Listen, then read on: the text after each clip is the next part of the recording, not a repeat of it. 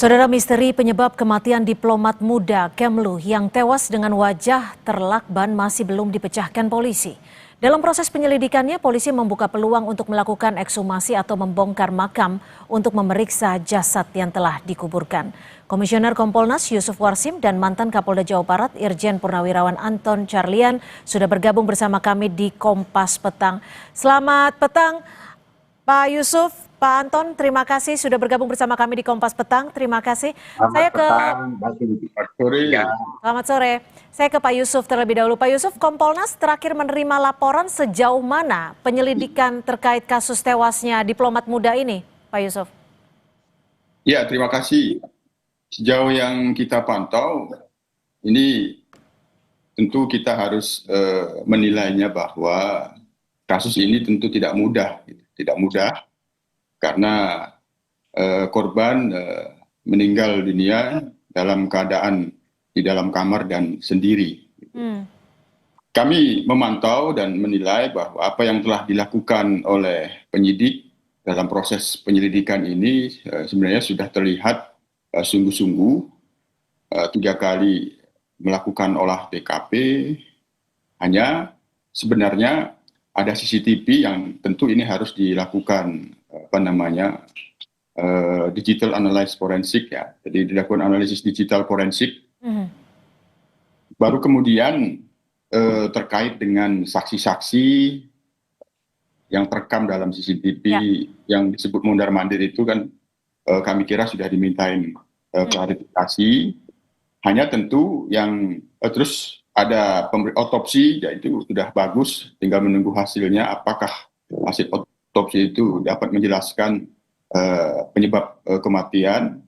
Hanya nanti tentu kita mendorong apakah ada handphone atau smartphone milik korban yang ada di TKP dalam beberapa kasus yang itu dalam kondisi seperti itu sendiri dan tidak ada saksi, itu dapat menjelaskan bagaimana latar belakang ketika dilakukan analisis digital forensik terhadap handphone korban. Mudah-mudahan ada.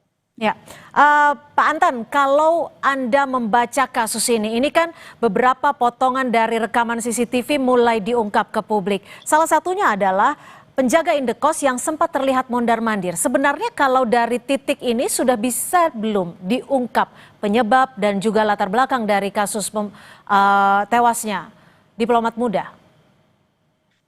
Saya kira kalau hanya dari satu sisi ini masih sangat dini ya. Tapi kita percaya bahwa tidak ada kejahatan yang sempurna.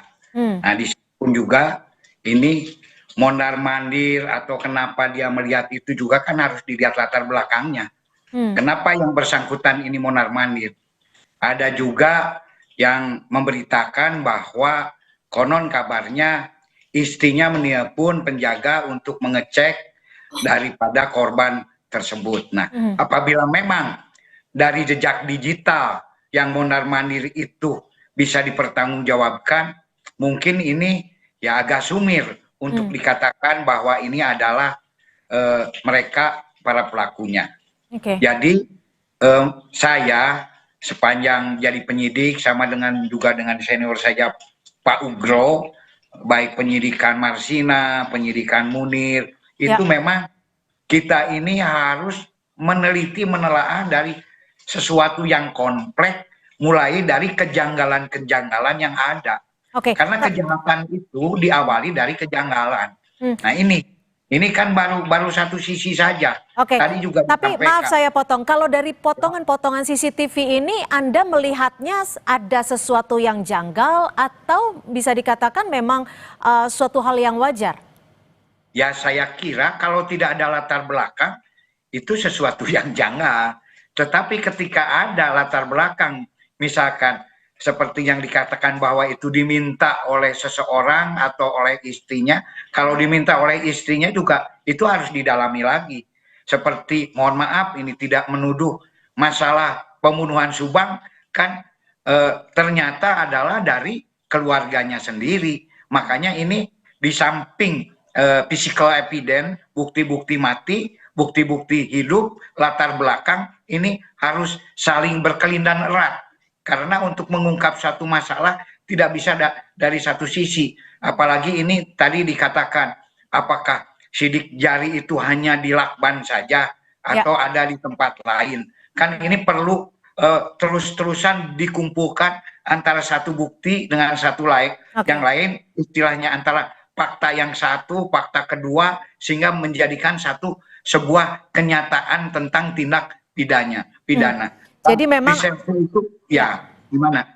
Jadi memang ada puzzle yang harus disambungkan dan juga dikaitkan untuk mengungkap kasus tewasnya diplomat muda. Tapi Pak Yusuf, kalau dilihat dari ini kan sudah berjalan 6 hari kurang lebih. Apa yang sekiranya yang dilaporkan kepada Kompolnas, kesulitan yang ditemukan oleh penyidik terkait dengan tewasnya diplomat muda ini? Sejauh ini Kompolnas belum menerima apapun yang menjadi hambatan-hambatan kesulitan. Penyidik masih optimis bahwa penyelidikan ini akan mendapatkan terang. Mereka terus berusaha mengumpulkan fakta-fakta yang itu menjadi penjelas apa sesungguhnya.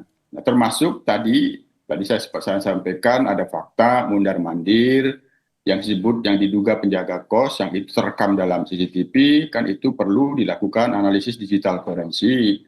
Apalagi apabila benar ada kronologi menelpon keluarganya, apakah memang benar keluarganya, itu tentu bisa menjelaskan ketika dilakukan analisis digital forensik, dan itu tentu bagian dari fakta-fakta yang harus diungkap. Nah, kami tetap mendorong bahwa penyidikan ini sungguh-sungguh cermat dan kita percayakan bahwa kasus ini akan terungkap. Hanya tadi dugaannya kan memang dua, apakah bunuh diri atau memang ada pembunuhan atau ada peristiwa. Tapi kalau terkait dengan dugaan penyebab tewasnya diplomat muda ini, apakah bunuh diri atau dibunuh, cukup tidak dengan hasil dari forensik yang memang sampai saat ini kita masih tunggu, atau memang diperlukan adanya proses ekshumasi?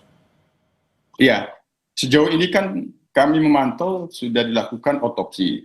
Hasilnya seperti apa, kita belum mendapatkan informasi. Tentu ini fakta yang harus ditunggu. Apa dari hasil otopsi itu penjelasannya? Fakta apa dari hasil otopsi itu yang bisa dilihat oleh penyidik? Jadi sementara rangkaian penyelidikan yang telah dilakukan oleh penyidik ini, kami nilai penyidik sungguh-sungguh. Sejauh ini kita memang belum mendapatkan informasi, sekali lagi, apa yang menjadi hambatan, tangan dan kesulitan yang disampaikan kepada kami bahwa penyidik terus melakukan pengumpulan fakta-fakta yang dapat menjelaskan apakah ada peristiwa pidana atau tidak atas kematian diplomat ini.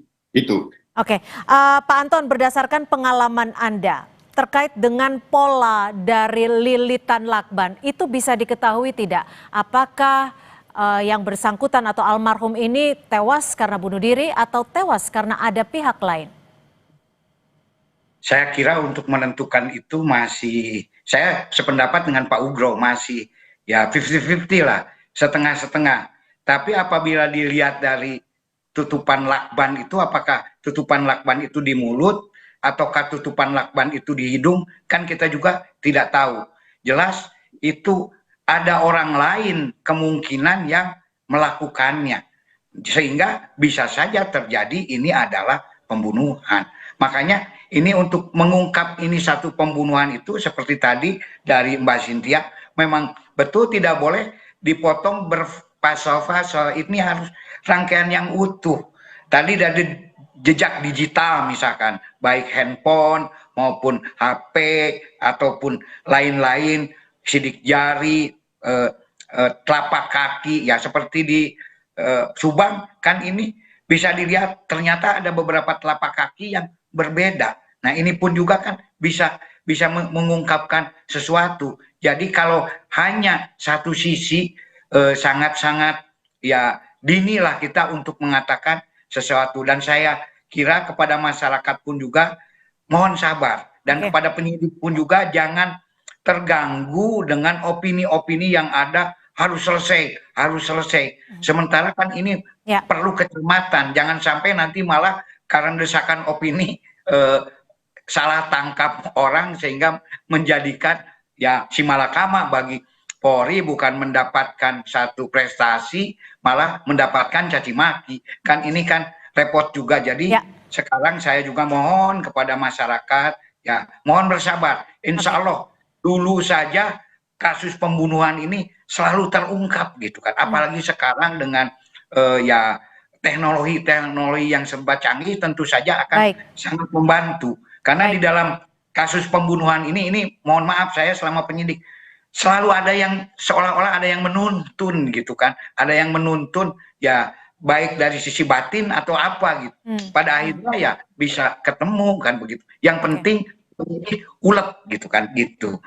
Baik, terima kasih Irjen Purnawirawan Anton Carlian dan juga dari Kompolnas Pak Yusuf Warsim. Terima kasih. Terima kasih Pak Anton.